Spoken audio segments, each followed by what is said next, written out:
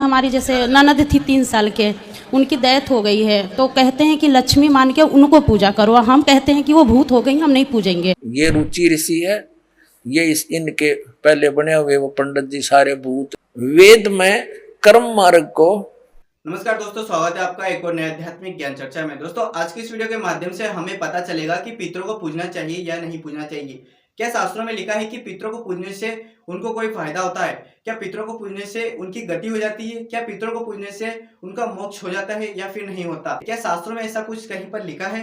आज की इस वीडियो में अनिरुद्धाचार्य जी महाराज की एक नयन ने उनसे एक प्रश्न किया है कि मेरी एक ननद थी जो कि 3 वर्ष की थी, तब वो मर चुकी थी, लेकिन मेरी सास उनको पूजने के लिए कहती है। मैं जब भी वो मुझे पूजने के लिए कहती है तो मैं उनको बोलती हूँ कि वो तो मर चुकी है, इसलिए वो अब भूत बन चुकी है, मैं उसे नहीं पूजूंगी। क्या मरने के बाद इंसान पितृ या फिर भूत बनते हैं?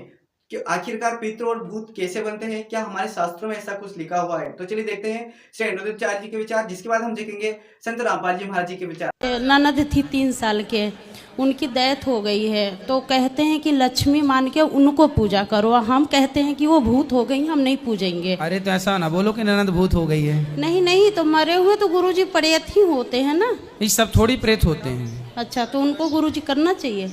उनके लिए कुछ, उनके उद्धार के लिए कुछ कर लो। जैसे कि दोस्तों हमने देखा कि अनिरुद्धाचार्य जी महाराज ने कहा कि उनको पूजना चाहिए, उनके लिए कुछ काम, कुछ ऐसा कार्य कर दो कि उनकी गति हो जाएगी। तो चलिए देखते हैं आप संत रामपाल जी महाराज जी क्या बताते हैं। संत रामपाल जी महाराज आखिरकार ऐसा क्या बताते हैं जिनको सुनकर लोगों ने पितृ को पूजना बंद कर दिया। संत रामपाल जी महाराज के अनुयायी पितरों को आखिरकार क्यों नहीं पूजते? पितरों को पुनः पूजने के पीछे कारण क्या है? क्या उनको शास्त्रों में कहीं पर ऐसा लिखा हुआ मिला है कि पितरों को पूजने से उनकी कोई गति नहीं होती? अब वेदों में इन श्राद्ध आदि कर्म कांड का निषेध है और गीता जी में निषेध 9वें अध्याय के 25वें श्लोक में स्पष्ट किया है। भूत पूजने वाले भूत बनेंगे, ये देखिएगा। श्रीमद् भगवद गीता, गीता प्रेस गोरखपुर से प्रकाशित है। जयदयाल गोविंद का इसके अनुवादक है।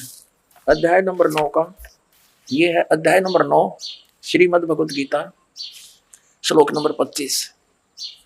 देवताओं को पूजने वाले देवताओं को प्राप्त होंगे, पितरों को पूजने वाले पितरों को प्राप्त होते हैं, और भूतों को पूजने वाले भूतों को प्राप्त होते हैं, और मेरा पूजन करने वाले मुझको ही प्राप्त होते हैं।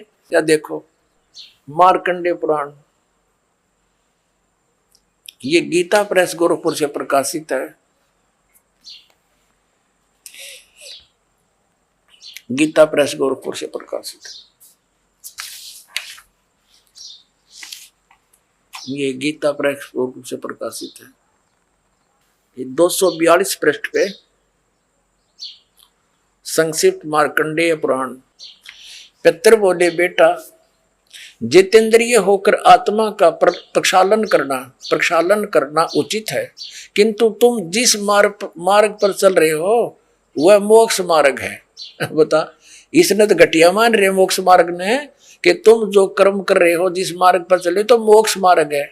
हरि हम बतावांगे पितृवृंद का मार्ग। देखिए, रुचि ने पूछा, पितामहो वेद में कर्म मार्ग को अविद्या कहा गया है, जो तुम सलाह दे रहे हो वो कर्म कांड, श्राद्ध श्रूद्ध निकालना, पितृ पूजना, वो तो मूर्खों की विद्या, अविद्या का है, मूर्खों का सलाह कही है।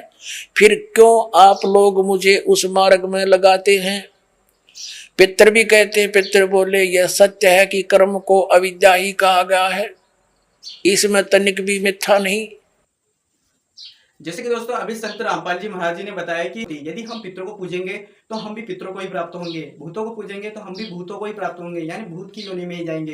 अगर देवताओं को पूजेंगे तो देवलोक में जाएंगे, और वहीं पर कुछ समय व्यतीत करने के बाद वापस से हमें यहाँ पे 84 लाख योनियों में भुगतना पड़ेगा, जो भी हमारी योनि अगले जन्म में बनेगी। तो दोस्तों वीडियो अगर आपको अच्छी लगी हो तो अपने दोस्तों और परिवार वालों के साथ शेयर करेगा, ताकि उनको भी पता चले कि आखिरकार पितरों को पूजना चाहिए या फिर नहीं पूजना चाहिए, पितरों को पूजने के पीछे कारण क्या है, पितरों को क्यों नहीं पूजना चाहिए और पितरों को क्यों पूजते हैं लोग। तो चलिए दोस्तों, मिलते हैं एक और नए आध्यात्मिक ज्ञान चर्चा में। आज के लिए बस इतना ही।